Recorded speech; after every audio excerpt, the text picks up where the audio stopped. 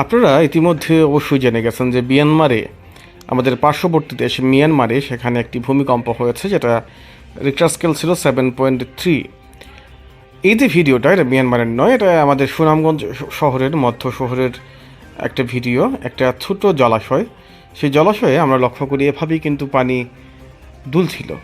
তো তখন একটা স্মৃতি মনে হয়ে যায় 2004 সালের 26শে ডিসেম্বর এইভাবেই পানি দুলছিল এবং ভয়ঙ্কর একটা সুনামি হয়েছিল তখন।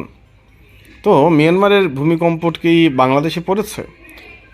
প্রভাবটা কি বাংলাদেশে পড়েছে? হ্যাঁ, সেটাই লিখেছে ঢাকা পোস্ট। তারা লিখেছেন যে ছুটির দিনে ভূমিকম্পে কাঁপল রাজধানী সহ বিভিন্ন দেশ। শুক্রবার বেলা 12:30টার সময় এই ভূমিকম্পটি অনুভূত হয় এবং আমরা যে ভিডিওটি দেখিয়েছি সেটা 12:30টার দিকেই।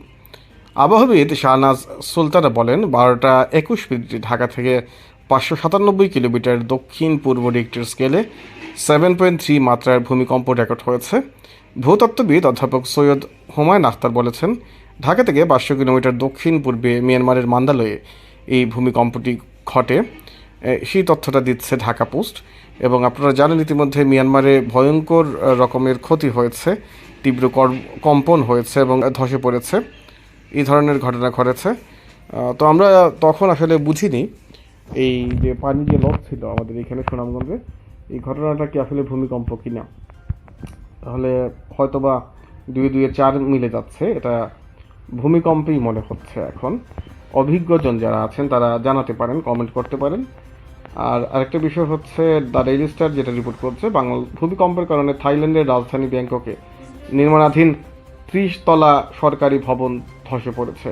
সেখানে কর্মরত অন্তত 43 জন শ্রমিক সেখানে আটকে রয়েছে। শুধু মিয়ানমার নয়, সেটা একদম ভূমিকম্পের ইফেক্টে একদম চলে গেছে একদম থাইল্যান্ড পর্যন্ত। এদিকে বাংলাদেশও ঢাকা পোস্টের তথ্য অনুযায়ী দেখা গেছে, যুক্তরাষ্ট্রের ভূতাত্ত্বিক জরিপ সংস্থা ইউএসজিসি জানিয়েছেন এই ভূমিকম্পের উৎপত্তিস্থল মিয়ানমার সাংগাই থেকে 16 কিলোমিটার উত্তর পশ্চিমে, ভূপৃষ্ঠ থেকে 10 কিলোমিটার গভীরে।